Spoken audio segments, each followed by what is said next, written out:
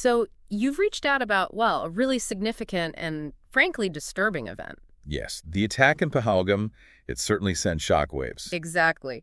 And you wanted us to dive into the response, India's Operation Sindoor, which happened after that terrible terrorist attack on April 22nd, 2025. That's right. And we're working from the details provided in the ANI News press conference transcript, the one on YouTube. Okay.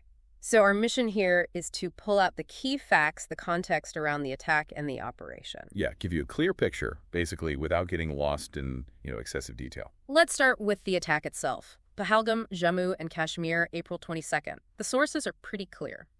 Perpetrated by terrorists linked to Pakistan, specifically Lashkar-e-Taiba. And the scale. 26 killed, 25 Indian tourists, 1 Nepali national. It's the worst attack on civilians since Mumbai in 2008. It is. And the details describe the brutality. It's chilling. How so? Well, the briefing mentions close-range headshots, killings often happening right in front of family members. It wasn't just killing, it was designed to traumatize. A deliberate message of terror. Absolutely. To send a shockwave, create fear. And what was the objective behind such brutality, according to the briefing? It seems twofold, primarily. First, derail the progress towards normalcy in Jammu and Kashmir. Tourism was booming, over 2 crore visitors last year. Right, so hit them where it shows progress. Exactly. Undermine that narrative, hinder development, and keep the region unstable. Essentially, maintain it as a space for cross-border terror coming from Pakistan. Why is hitting tourism such a focus for these groups? Well, think about it. It's not just the money, though that's part of it. It's a very visible symbol, isn't it? People visiting, enjoying the beauty. It signals peace, development. A symbol they want to shatter. Precisely. And the other objective mentioned was igniting communal tensions, both within J&K and across India. Thankfully, the sources say that part didn't succeed. Yes, that attempted division failed. Now, the group claiming responsibility was the Resistance Front, TRF. Correct. But the crucial point made in the briefing is that TRF isn't really independent. It's a front. Yes, a known front for Lashkar-e-Taiba, which, as we know, is a UN-prescribed Pakistani terrorist group. Why do groups like Lashkar use these fronts? What's the advantage? It's off about deniability, trying to distance the main organization, maybe avoid some international sanctions or pressure. They try to frame it as an indigenous movement rather than foreign-backed terror. But the links here were obvious. Seemingly so, especially given the history. And India had already flagged this internationally, right? Yes, the briefing confirms India shared intelligence with the UN 1267 Sanctions Committee. That's the big UN list for terror entities. When was this? Back in May and November 2024, specifically naming TRF as a cover. And even earlier, December 2023, mentioning Lashkar and Jaish-e-Mohammed using such fronts. So the international community, or at least the relevant bodies, were informed. They certainly had the information, which makes Pakistan's reaction quite telling. What was their reaction? Well, the source mentions they pushed the UN Security Council to remove references to TRF from its press statement on the attack around April 25th. Trying to protect the name. Or obscure the link. It certainly raises that question, doesn't it? Yeah. It looks like an attempt to shield TRF, and by extension, perhaps, Lashkar and themselves. And the investigation into the Pahalgam attack itself, did it firm up the Pakistan link? Yes. Things like communication intercepts, the fact that TRF's claim was almost immediately amplified by known Lashkar social media handles. Ah, okay. Plus eyewitness accounts identifying the attackers.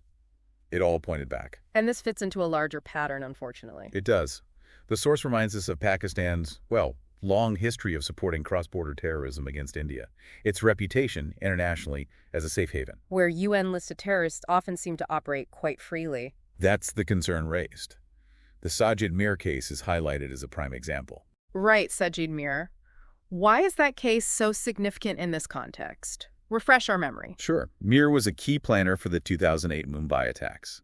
Pakistan claimed for years he was dead. Which turned out not to be true. Exactly. It was widely seen as a way to mislead bodies like the FATF, the Financial Action Task Force. The money laundering and terror financing watchdog? Correct. Being on their gray list has serious economic consequences, so there was immense pressure.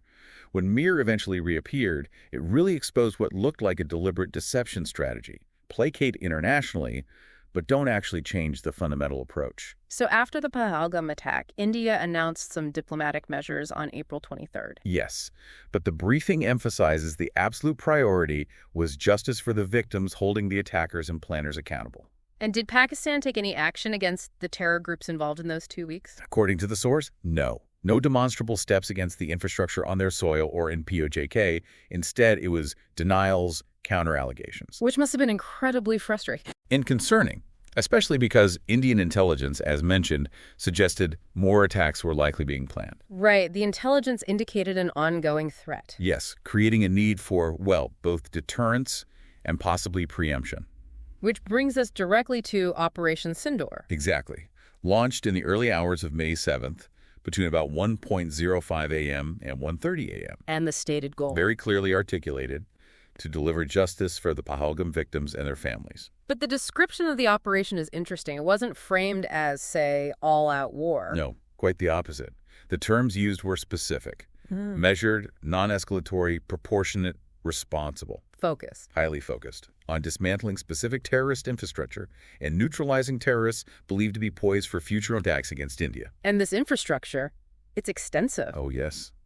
The briefing talks about 3 decades of Pakistan building this complex web recruitment centers, indoctrination spots, training areas, launch pads. Spread across Pakistan and Pakistan-occupied Jammu and Kashmir, POJK. Correct. So Operation Sindoor hit 9 of these camps. 9 specific camps were targeted and destroyed, yes. The selection must have relied on some very precise intelligence. Absolutely. The goal was crippling terror operations while, and this was stressed, taking extreme care to avoid civilian casualties or damage to civilian property. That's a crucial distinction. It is. And the briefing actually lists the specific camps. Okay, maybe we can touch on a few to get a sense of the targets. Sure. In POJK, for instance, the Sawan Nala camp in Muzaffarabad, about 30 kilometers from the line of control, the Lost Sea, a Lashkar-e-Taiba training center. 30 kilometers? Does the distance from the Lost Sea tell us anything? It suggests it's likely a significant hub. Perhaps not just a final launch pad, but a deeper training or staging area. Still close enough to facilitate infiltration, though. And this specific camp was linked to past attacks. Yes, including recent ones in Sonamarg and Gulmarg in late 2024, and critically, the Pahalgam attack itself. Wow. Okay, what else? Also in Muzaffarabad, the Sidan Dabal camp, linked to Jaish-e-Mohammed, used for staging, weapons, explosives training, even jungle survival. So different groups, different functions targeted. Seems so. Then there's Gulpur camp in Kotli, again Lashkar, also about 30 kilometers from the Lost Sea. Active in the Rajuri-Poonch sector, linked to attacks in April 2023 and June 2024. It really paints a picture of an entrenched network. Does. There were others closer too, like Barnala camp in Vimber, just 9 kilometers from the Lost Sea weapons, IEDs, survival training, and Abbas camp in Kotli, 13 kilometers out, specifically for Lashkar-Fedin suicide attackers, capacity for about 15 trainees. Hitting capabilities across the board, then training, logistics, specialized units like Fedayeen. That appears to be the strategy. Disrupt the whole pipeline. There are targets inside Pakistan proper as well, not just POJK. Yes. Sarjal camp in Sialkot, very close, 6 kilometers from the international border. IB, linked to the killing of J&K police personnel in March 2025. And Amuna Jaya camp, also Sialkot. A bit further, 10-12 kilometers from the IB. A major Hizbul Mujahideen camp, described as a control center for terror in the Katua Jammu area. Also linked to planning the Pathankot Air Force Base attack. Some of these names are infamous. Markaz Toba in Muridki. Yes, 1825 kilometers from the ID. That's where terrorists from the 2008 Mumbai attacks, like Ajmal Kasab and David Headley, were trained. A place with a dark history. Indeed. And finally, Markaz Subhanallah in Bahawalpur, much deeper inside, about 100 kilometers from the border. The Jaish-e-Mohammed headquarters. Recruitment, training, indoctrination frequented by top leaders. So hitting everything from forward launch pads to the very nerve centers. That seems to be the scope described in the method. Precision. The briefing highlights niche technology, specific weapons, careful selection of warheads to minimize collateral damage. He's focusing on specific buildings or groups of buildings within those camps. And the outcome reported. All targets neutralized with, quote, clinical efficiency. And India's stance afterwards. A message of preparedness. While stressing the restraint shown in this operation, the military stated it's ready to respond forcefully to any further Pakistani actions that escalate things. But they reiterated that no Pakistani military sites were hit and no civilian casualties were reported initially. Correct. That was emphasized. Okay, so let's wrap this up. We've looked at the sheer brutality of the Pahalgam attack. The clear evidence trail leading back to Pakistan-based groups like Lashkar-e-Taiba operating via fronts like TRF. The international dimension, the prior warnings, Pakistan's reaction. And then India's response. Operation Sindoor.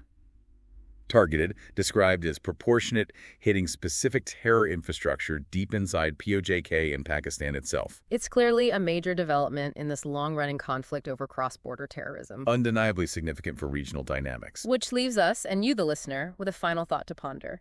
Considering this history, the nature of this specific attack, and the very direct, targeted nature of Operation Sindoor, what might the long-term consequences be? For the India-Pakistan relationship, for counterterrorism efforts, for stability in the region, what shifts now?